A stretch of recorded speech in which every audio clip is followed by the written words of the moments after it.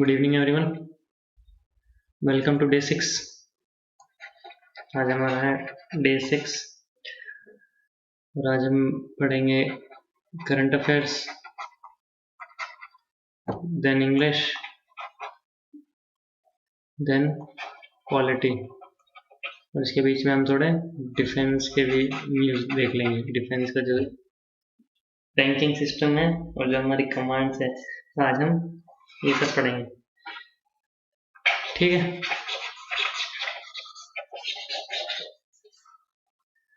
तो पहली जो न्यूज़ है हमारी वो है एक अवार्ड हुआ है अभी, champions of the earth life time achievement award.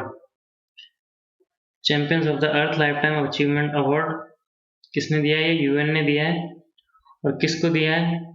इनको दिया है। ठीक है, इनका नाम क्या है? Sir David Attenborough. ठीक है, champions of the earth life time achievement award दिया गया है सर डेविड एटनबर्ग को। किसने दिया है? यूएन ने दिया है। ठीक है, यूएन यानी यूनाइटेड नेशंस। ठीक है, नेक्स्ट न्यूज है हमारी Laureus sportsman of the year. ठीक है, Laureus world sportsman of the year किसको मिला है? ये मिला है हमारे मैक्स वर्स्टेपन को। मैक्स वर्स्टेपन को Laureus world sportsman of the year award दिया गया है। ये हमारे बेसिकली बिलोंग करते हैं, ये हमारे बेल्जियन डच के रहने वाले। ठीक है, इनको किसमें मिला है? इनको मिला है फॉर्मूला 1 रेसिंग में। ओके,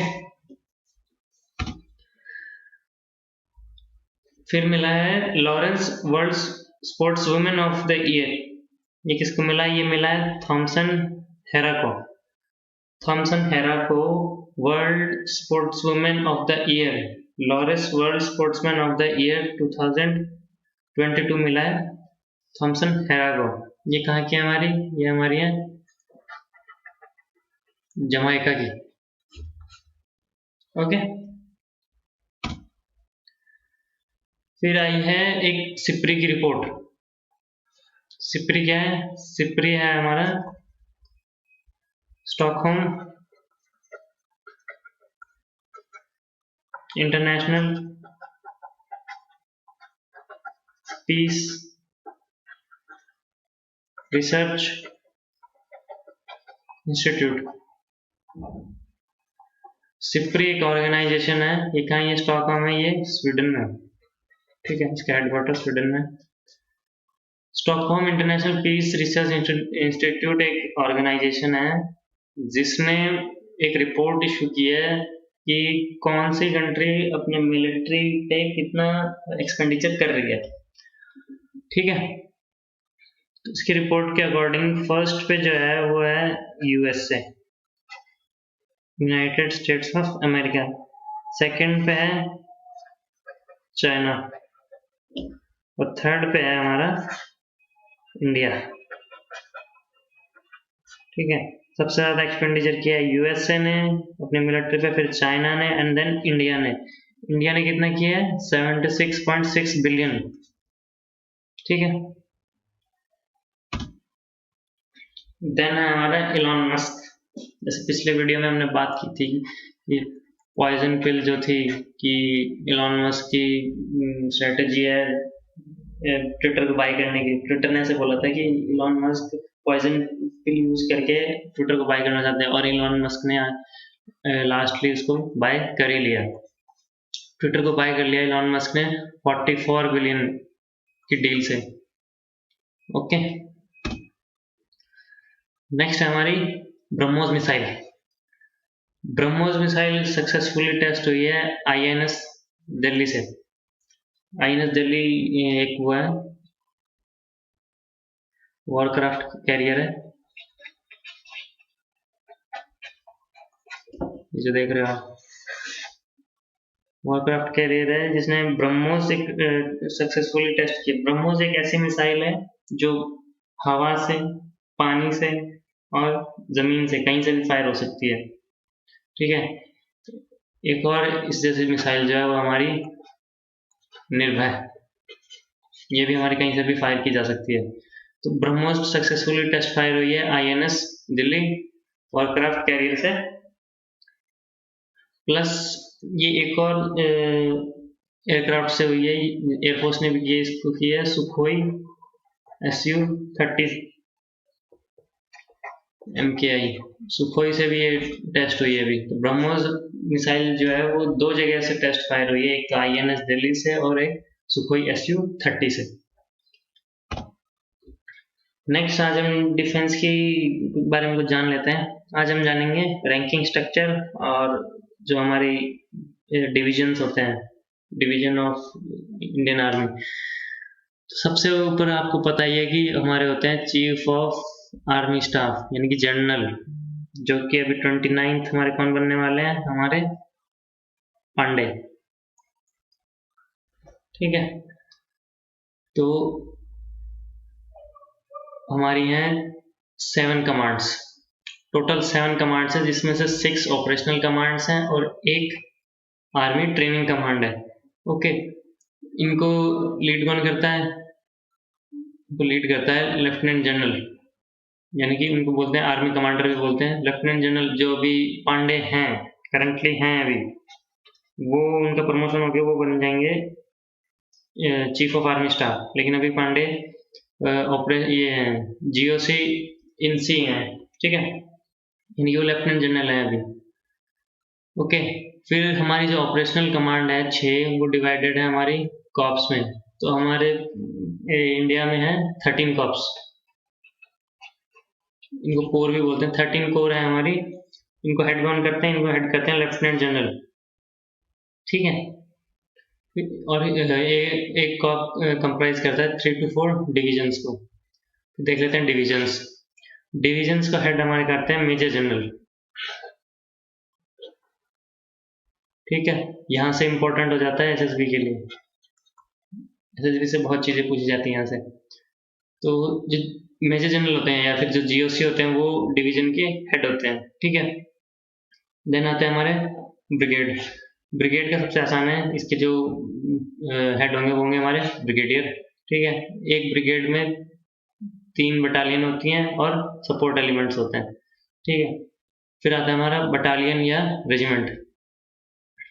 बटालियन को जो हेड करते हैं वो करते हैं कर्नल। ठीक है, फिर इसमें आती है हमारी 4 राइफल कंपनीज। राइफल कंपनीज को हेड करते हैं लेफ्टिनेंट कर्नल या फिर मेजर। फिर एक राइफल कंपनी में होती है 3 प्लाटून।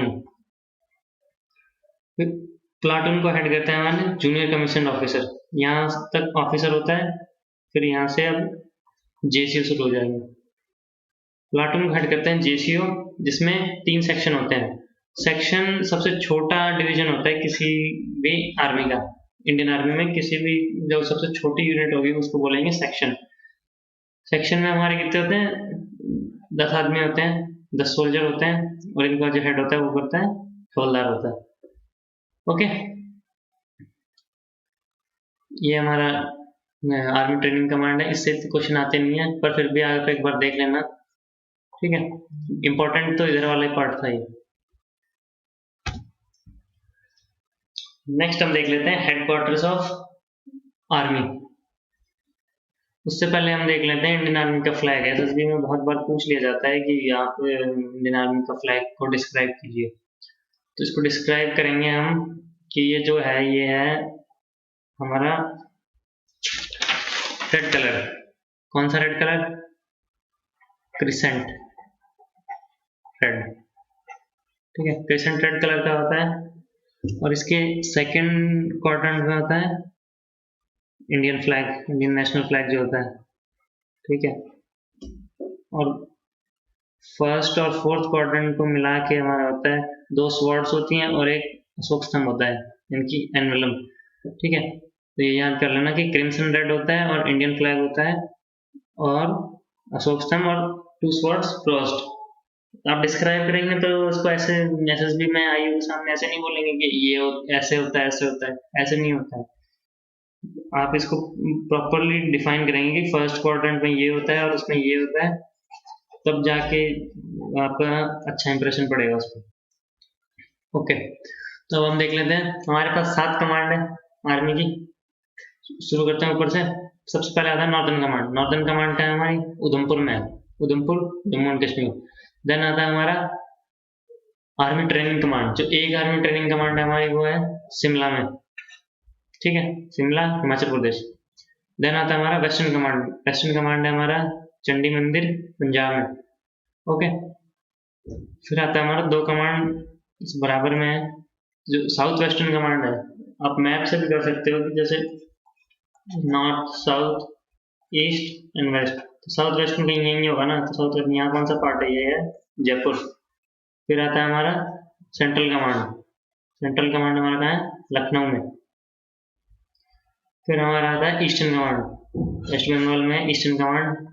ये तो इजीली याद हो जाएगा। नॉर्दर्न भी याद हो जाएगा, साउथ वेस्टर्न भी याद हो जाएगा। देन बचा हमारा सदर्न कमांड। सदर्न कमांड का है हमारा पुणे महाराष्ट्र में। ठीक है, टोटल 7 कमांड है हमारी ऊपर से नीचे तक। चलते हैं नेक्स्ट। नेक्स्ट हम आते हैं एयरफोर्स पे। एयरफोर्स का फ्लैग देख लेते हैं। मैंने इसका भी फ्लैग, इसके भी सेकंड क्वाड्रेंट में होता है हमारा इंडियन फ्लैग। ओके, और इसके फर्स्ट और सेकंड, फर्स्ट और फोर्थ क्वाड्रेंट में होता है,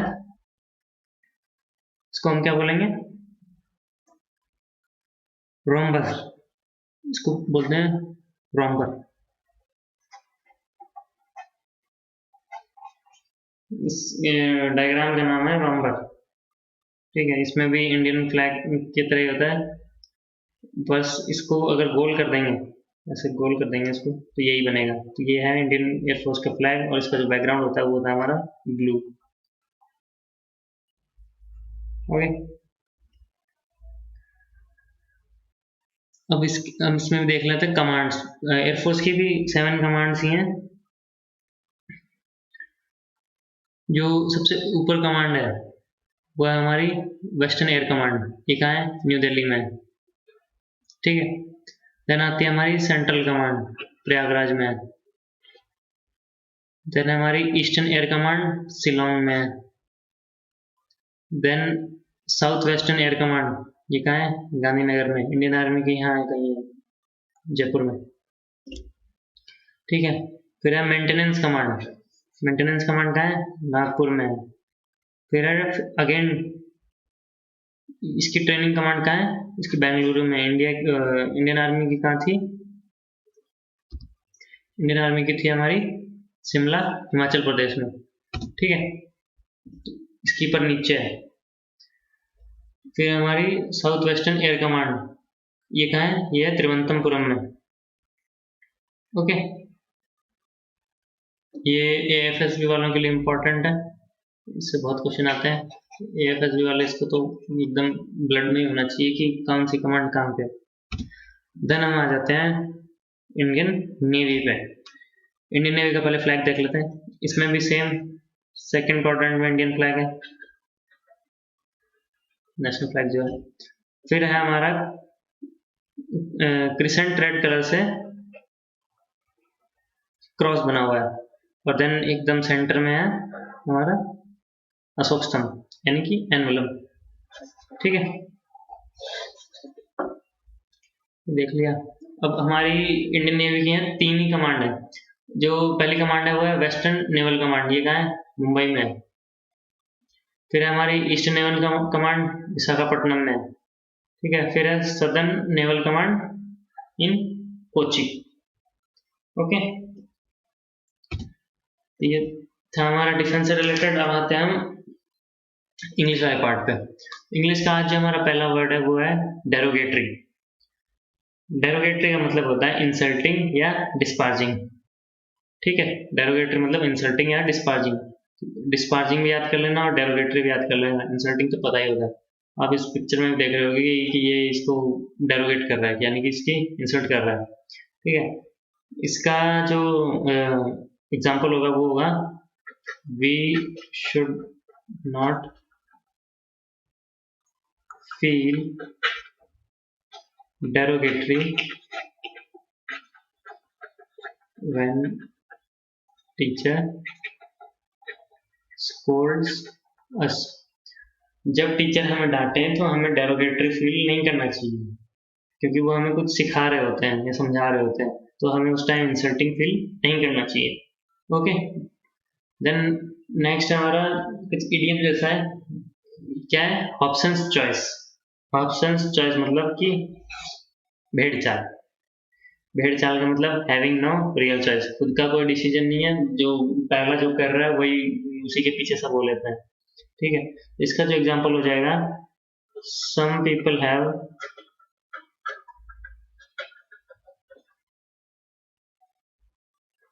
ऑप्शंस चॉइस।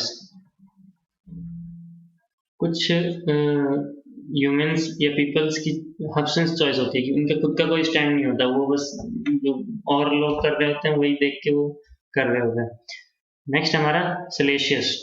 सलेशियस का मतलब होता है इम्प्रॉपर या इनडिसेंसी।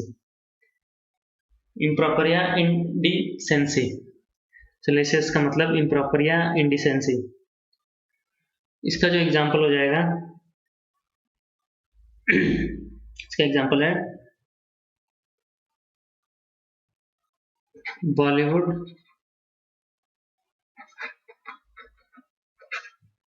shows salacious scenes। बॉलीवुड जो है वो इम्प्रॉपर सीन शो करता है, उसमें कुछ कुछ सीन होते हैं जो इम्प्रॉपर होते हैं। तो सलेसियस का मतलब इम्प्रॉपर या इंडिसेंसी। ठीक है, नेक्स्ट हमारा जो फ्रेज है वो है to minds one p's and q's. ठीक है, इसका मतलब होता है to be accurate and precise. Accurate और प्रिसाइज होने को बोलते हैं to mind one's p's and q's. इसका एग्जांपल हो जाएगा, you should be to mind one's p's and q's in CDS exam.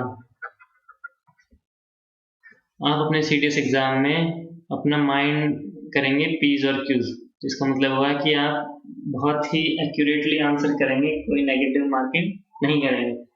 Okay, next हम कुछ रूल्स देख लेते हैं। हमारे रूल्स होंगे आर्टिकल पे बेस्ड। ठीक है, आर्टिकल हमारे क्या होता है, आर्टिकल हमारे होते हैं ए, एंड और द। ए का यूज होता है कॉन्सोनेंट्स के साथ, एन का यूज होता है वोवेल्स के साथ, द का यूज होता है जो यूनिवर्सल होता है। ठीक है, तो जो पहला रूल है हमारा वो क्या कहता है, collective nouns usually take a singular verb. Collective noun यानी कि कोई ग्रुप या टीम, कोई बहुत सारे जो सबको मिला के जो एक चीज बनती है उसको हम बोलते हैं कलेक्टिव नाउन, जैसे ग्रुप, टीम या क्लास। ठीक है, देखो इसका एग्जांपल, ये सब जो है ये सिंगुलर वर्ब लेंगे, इससे एग्जांपल से समझ में आएगा। देखो, the team has played very well. ठीक है, तो यहाँ देखो द टीम, टीम क्या है, कलेक्टिव नाउन है, हैज आया यहाँ पे, क्या है, सिंगुलर वर्ब है। ठीक है, फिर देखो एक और एग्जांपल, तो jury has given it's verdict. ठीक है, ज्यूरी है ग्रुप ऑफ जजेस, तो ग्रुप आ गया, ये क्या होगा, सिंगुलर वर्ब यूज करेगा। ठीक है, तो कलेक्टिव नाउन जो होते हैं वो सिंगुलर वर्ब ही लेते हैं। ठीक है, इसका एक्सेप्शन क्या है, इसका एक्सेप्शन ये है कि अगर हम एक एक प्लेयर पर रेफर करेंगे तो वो हो जाएगा हमारा प्लूरल। ठीक है, जैसे कि हम बोलेंगे the players of the team had there lunch.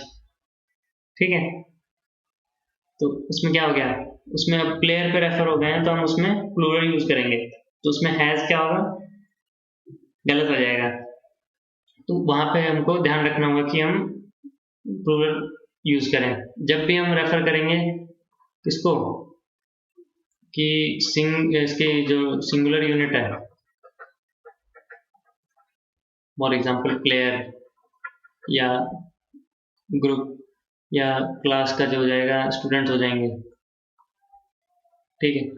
यहाँ पे हम क्या करेंगे कि प्लूरल यूज करेंगे, ओके। फिर है articles are not use before material noun. अब मटीरियल नाउन क्या होता है, किसी भी चीज का जो बिल्डिंग ब्लॉक होता है उसको हम कहते हैं मटीरियल नाउन, ठीक है। जैसे कि वुड, ब्रेक, ठीक है, वुड है किसी का, ब्रिक है, या सेल मान लो बिल्डिंग ब्लॉक है हमारा, तो इसके आगे हम आर्टिकल नहीं लगाएंगे। For example the wood is used in making furniture, ये हमारा गलत सेंटेंस है। क्यों? कि वुड एक मटेरियल नाउन है और इसके आगे हमने दा लगा दिया, तो दा नहीं लगेगा यहाँ पे, इसको करेक्ट करेंगे हम, तो ये बन जाएगा would is used in making furniture, ये करेक्ट हो गया,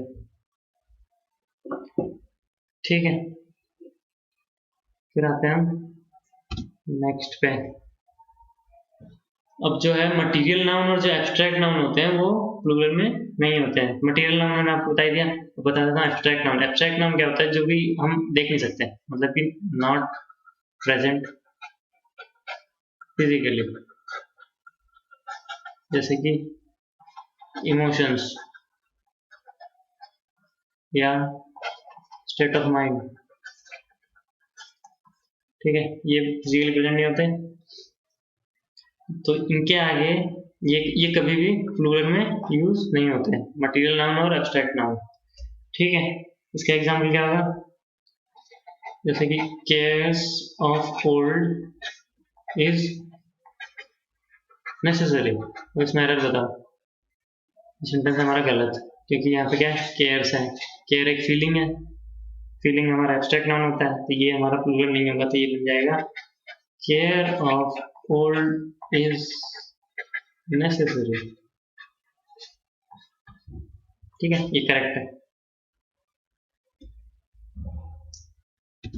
देन नेक्स्ट है हमारा जो यंग चिल्ड्रन और जो एनिमल होते हैं वो न्यूट्रल जेंडर के होते हैं, कि हम ऐसे नहीं बोलेंगे कि ही और शी नहीं लगाएंगे उनके आगे, जैसे कि कोई मान लो कि छिपकली है तो उसको हम शी बोल के रेफर नहीं करेंगे, हम उसको बोलेंगे इट, ठीक है। या कोई जो यंग चिल्ड्रन होगा तो उसको हम अभी द बेबी बोल देंगे, ऐसे नहीं बोलेंगे ही और शी। इसका एग्जांपल देखते हैं, जैसे द बेबी started crying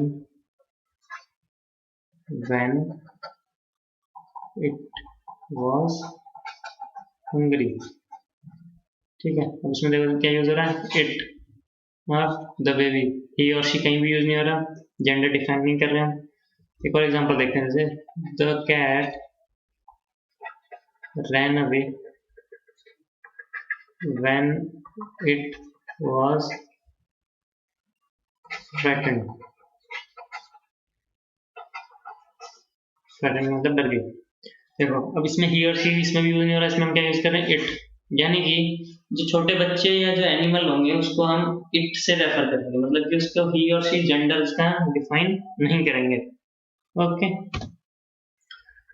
अब ये एक रूल याद कर लेना, ये इस पे बहुत बहुत सारे क्वेश्चन आ रखे हैं पिछले कुछ सालों में सीडीएस में। देखो मैनी प्लस प्लूरल तो plural verb, many plus singular verb तो सिंगुलर वर्ब, बस इतना याद कर लो कि मैनी के साथ प्लूरल है तो प्लूरल वर्ब भी होगा, मैनी के साथ सिंगुलर नाउन है तो सिंगुलर वर्ब होगा। अब इसको समझो एग्जांपल से, ठीक है। एग्जांपल होगा मैनी women have come, अब देखो मैनी है, साथ प्लूरल यूज हो रहा है हैव। इसी का अगर मैं बोलूं many a women has come, दिख रहा है डिफरेंस। अब एक वुमेन पे रेफर हो गए हम, यानी कि सिंगुलर पे आ गए हैं, तो इसके साथ सिंगुलर वर्ब भी यूज करेंगे। ठीक है, सिंपल से रूल है ये। अब देख लेते हैं कि कुछ और छोटे छोटे रूल्स हैं जो, जैसे कि मान लो कि किसी नाउन के आगे न्यूमेरिक लगा हुआ, जैसे कि मान लो कि 5 स्टार्स, तो ये तो करेक्ट है हमारा। अगर हम इसको डिफाइन कर देंगे जैसे कि 5 स्टार्स होटल, तो ये हमारा हो जाएगा गलत, ये बन जाएगा 5 स्टार होटल। समझ रहे हो, तो सिंगुलर में यूज हो रहा है। या मान लो कि वो 2 रुपीज, 2 रुपीज, ये तो सही है, लेकिन 2 रुपीज नोट ये गलत है। तो सही क्या होगा, 2 रुपी नोट। तब भी डिफाइन करते हैं जब हम उसको सिंगुलर में ले आते हैं। ओके, नेक्स्ट आज हम पॉलिटी में पढ़ते हैं supreme court, most important supreme court, इससे बहुत क्वेश्चन आते हैं। ठीक है, सुप्रीम कोर्ट के जो जज होते हैं कौन होता है, सीजीआई होता है। सबसे बड़ा सीजीआई होते हैं, यानी कि चीफ जस्टिस ऑफ इंडिया। इनको अपॉइंट कौन करता है, इनको अपॉइंट करता है मिस्टर प्रेसिडेंट। ठीक है, और जो जजेस होते हैं उनको अपॉइंट करने का क्या प्रोसेस है, करते तो प्रेसिडेंट ही हैं, बट सीजीआई का जो कंसल्टेंसी है इज ऑब्लिगेटरी।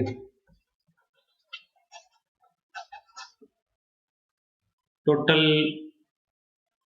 जितने भी जज होंगे, पहले तो प्रेसिडेंट क्या करेंगे कि सीजीआई बना देंगे अपने हिसाब से, अपना जो है रूल उस हिसाब से सीजीआई बनाएंगे। बट जो बाकी जो पूरी बेंच होती है, बहुत सारी जजेस होते हैं सुप्रीम कोर्ट में, तो जो बाकी जो जज होंगे उनको प्रेसिडेंट कैसे बनाएंगे, सीजीआई और प्रेसिडेंट आपस में बात करेंगे और कंसल्ट करेंगे कि बाकी जजेस कौन होंगे, और ये क्या है, ऑब्लिगेटरी है, करना ही पड़ेगा। ठीक है, सीजीआई को वोट कौन दिलाते हैं, प्रेसिडेंट ही दिलवाते हैं। नेक्स्ट फिर है रेजिग्नेशन, रेजिग्नेशन भी हमारे कौन लेते हैं, प्रेसिडेंट ही लेते हैं। अगर सीजीआई को रिजाइन करना है तो कौन करेगा, किसको देंगे, वो प्रेसिडेंट को देंगे। देन आ जाते हैं हमारा टेन्योर, या तो 6 साल होगा या 65 ईयर्स ऑफ एज। सीजीआई का जो टेन्योर रहता है, या तो वो 6 साल सीजीआई रहेंगे, या फिर उनके अगर 65 ईयर्स एज होगी पहले, तो भी उनको रिटायर होना पड़ेगा। और ये एक बार सीजीआई बनने के बाद आप कोई नेक्स्ट ऑफिस होल्ड नहीं कर सकते। और फर्दर ऑफिस, एक बार रिटायर हो गए सीजीआई या सुप्रीम कोर्ट के जज से, तो आप एलिजिबल नहीं हो कोई नेक्स्ट ऑफिस में अपॉइंट होने के लिए। ठीक है, देन आ जाते हैं हम क्वालिफिकेशंस पे, क्वालिफिकेशंस ऑफ सीजीआई या जज ऑफ सुप्रीम कोर्ट। ठीक है, पहली कंडीशन है हमारी इंडियन सिटीजन होनी चाहिए भाई, सिटीजन ऑफ इंडिया। देन हमारे हैं 3 और कंडीशन, तीनों में से एक भी अगर कोई फुलफिल होगी तो प्रेसिडेंट बन सकते हैं। ये तो हमारी करनी होगी। जो नेक्स्ट जो 3 है उनमें से एक कोई होनी चाहिए। वो 3 कंडीशन क्या है, या तो वो जज रहे हो हाई कोर्ट के 5 साल के लिए, या फिर वो 10 साल के लिए एडवोकेट रहे हो हाई कोर्ट में, या फिर वो प्रेसिडेंट की नज़र में अच्छे हों, मतलब कि प्रेसिडेंट उनसे इम्प्रेस्ड हो, कि मान लो कि कोई जज है, उसको हाई कोर्ट के जज हैं, उनको प्रेसिडेंट मानते हैं कि भाई बहुत अच्छा ये काम करते हैं, इन्हीं को बनाना चाहिए, तो उसको बोलते हैं डिस्टिंग्विश्ड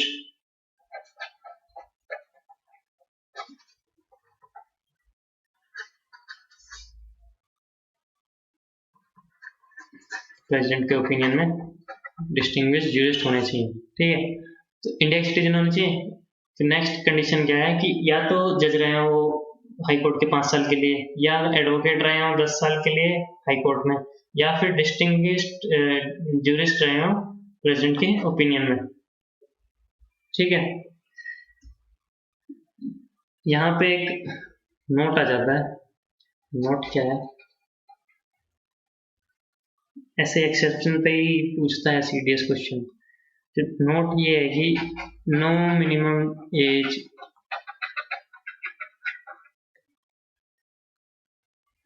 is written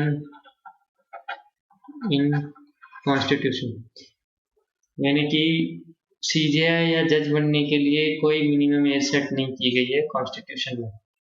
ठीक है, ये कंडीशन ही फुलफिल होनी चाहिए तभी वो बन सकते हैं, चाहे उनकी एज कितनी भी हो।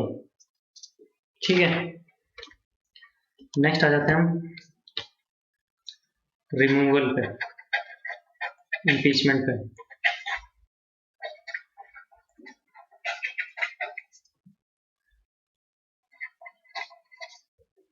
ठीक है, कौन करते हैं, करेंगे प्रेसिडेंट ही।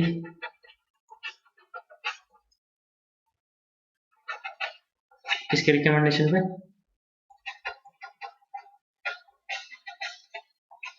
प्रेसिडेंट करेंगे पार्लियामेंट के रिकमेंडेशन पे। पार्लियामेंट अगर रिकमेंड करेंगे प्रेसिडेंट को कि ये जो है सुप्रीम कोर्ट के जज को हटा देना चाहिए, तो प्रेसिडेंट हटा देंगे। अब पार्लियामेंट डिसाइड कैसे करता है कि इनको हटाना है कि नहीं, तो ये डिसाइड होता है दो तरीकों से। दो तरीके कौन से,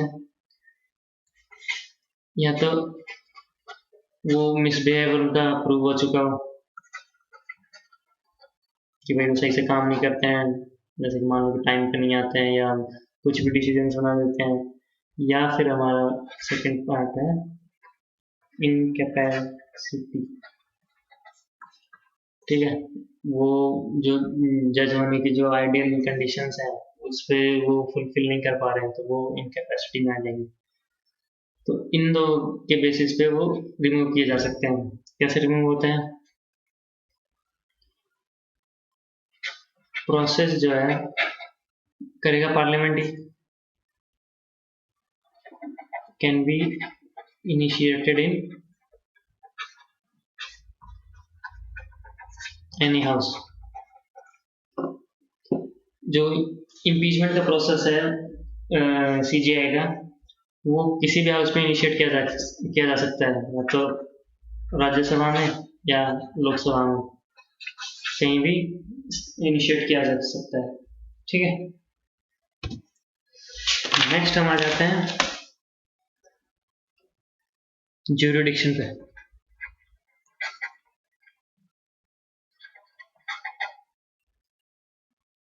jurisdiction of supreme court in India.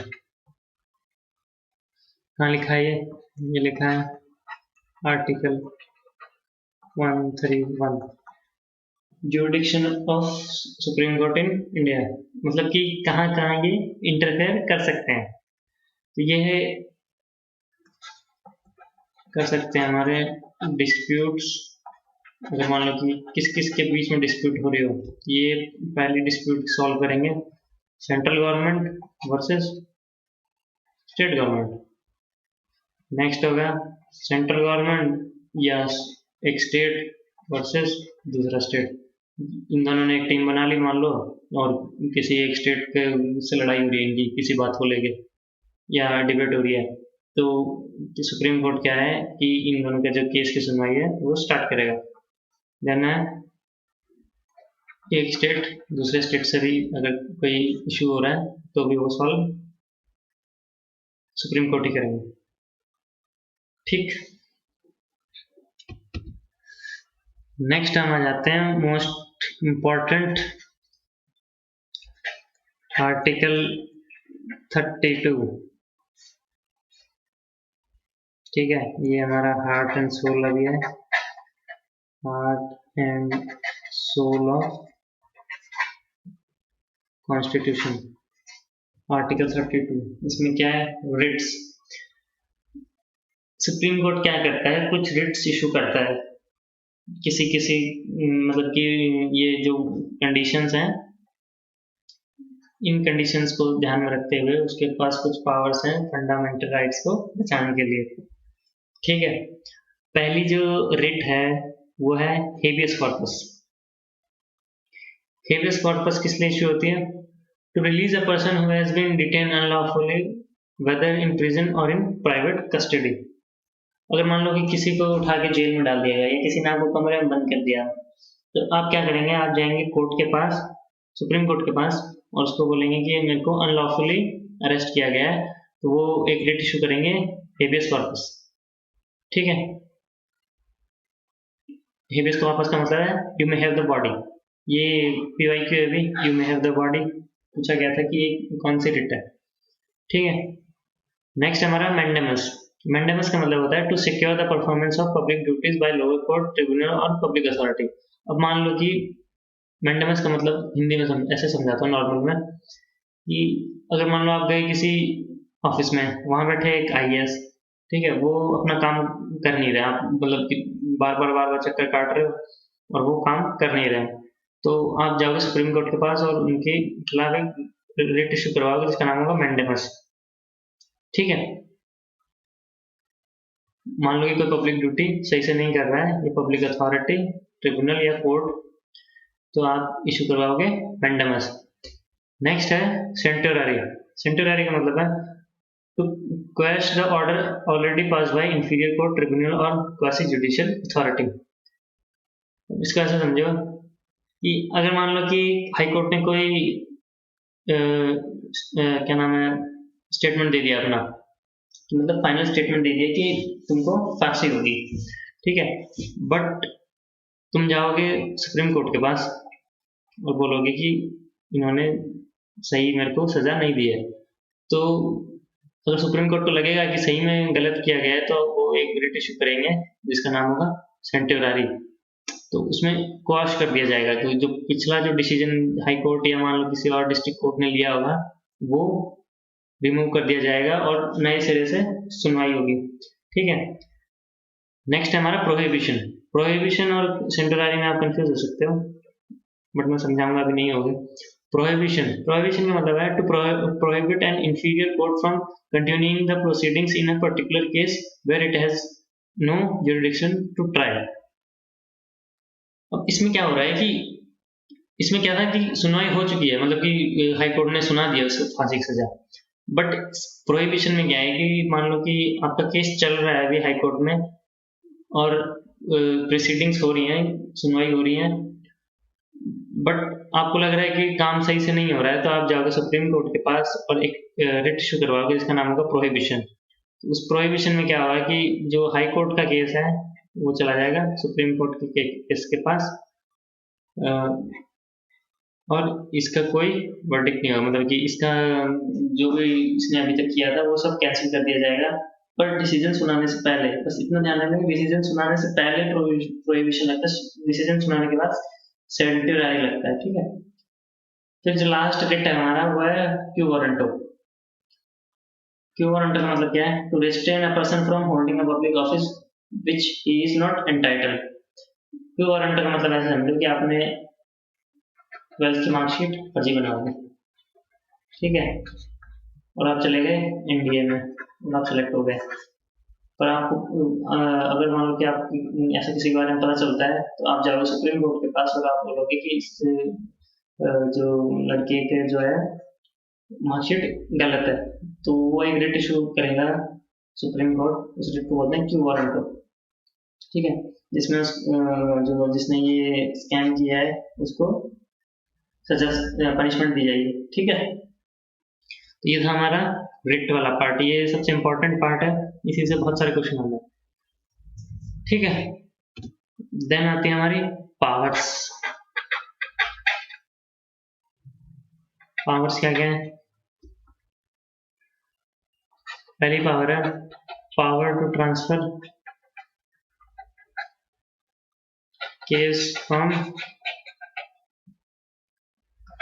One high court to other. एक हाई कोर्ट में मान लो केस चल रहा है, तो दूसरे हाई कोर्ट में सुप्रीम कोर्ट उसको क्या कर सकता है? ट्रांसफर कर सकता है। यह है पहली पावर। दूसरी पावर क्या है? From low court to high court. मान लो कि आपका केस चल रहा है डिस्ट्रिक्ट कोर्ट में, ठीक है, तो सुप्रीम कोर्ट क्या कर सकता है? उसको हाई कोर्ट में ट्रांसफर कर सकता है। ठीक है, फिर है हमारा अपीलेट ज्यूरिडिक्शन।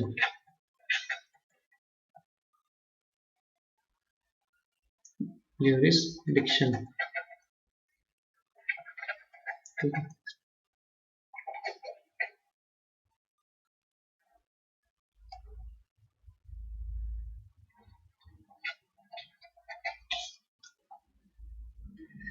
इसमें क्या होता है कि अगर मान लो कि आपको फांसी की सजा सुना दी गई है, तो आप अपील कर सकते हो हाई कोर्ट के खिलाफ। हाई कोर्ट ने आपको फांसी की सजा सुनाई है, और आप बोल रहे हो कि इसने गलत सुनाई है, तो सुप्रीम कोर्ट क्या करेगा? अपीलेट जुरिडिक्शन का यूज करेगा और वो वापस से सुनवाई करेगा। इसको क्या हो जाएगा? ओनली व्हेन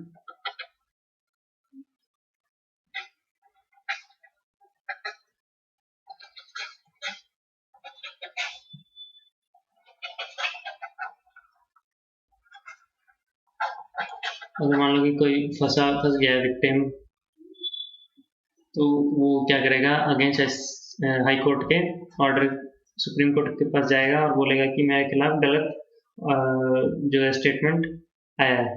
ठीक है, तो उसमें सुप्रीम कोर्ट क्या करेगा? अपीलेट ज्यूरिडिक्शन यूज करेगा। ठीक है, नेक्स्ट है हमारा एडवाइजरी ज्यूरिसडिक्शन। ठीक है, ये क्या है? ये है आर्टिकल 143। ठीक है, अगर मान लो कि प्रेसिडेंट के पास आप चले गए, बट प्रेसिडेंट को इतना नॉलेज नहीं है कॉन्स्टिट्यूशन के बारे में, मतलब इतना डीप नॉलेज नहीं है, तो प्रेसिडेंट क्या करेंगे? वो बोलेंगे, प्रेसिडेंट रिक्वेस्ट करेंगे सुप्रीम कोर्ट को कि आप जो ये वाला केस है, इस पे अपना फैक्ट या लॉ बताओ। ठीक है, इसमें होता है कि इसको सिंपल लैंग्वेज में समझो। सिंपल लैंग्वेज में ये मतलब होगा कि प्रेसिडेंट सजेशन ले सकता है सुप्रीम कोर्ट से, ठीक है, बट वो उसको अबाइड नहीं है, वो उसको मानना चाहे तो मान सकता है, नहीं मानना चाहे तो नहीं मान सकता है। ठीक है, तो याद है हमारा आर्टिकल 143 में इसको बोलते हैं एडवाइजरी ज्यूरिडिक्शन। लास्ट जो चीज है सुप्रीम कोर्ट की, वो है रिव्यू ज्यूरिसडिक्शन। ये कौन सा आर्टिकल है? ये है आर्टिकल 137। अगर मान लो कि कोई स्टेटमेंट दिया गया है, मान लो कि कोई सुनवाई हो चुकी है और उसका रिजल्ट भी आ चुका है 10 साल पहले, ठीक है, और अब हमें मिले हैं न्यू एविडेंस उस केस में।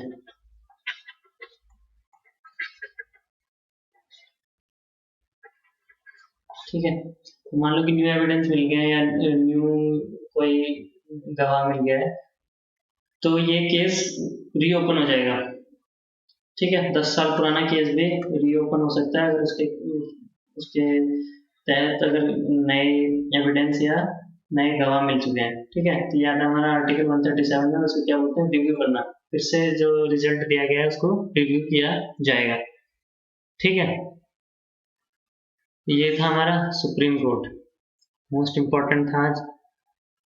ठीक है, तो थैंक यू अच्छी क्लास के लिए। मिलते हैं डे 7 पे। ओके।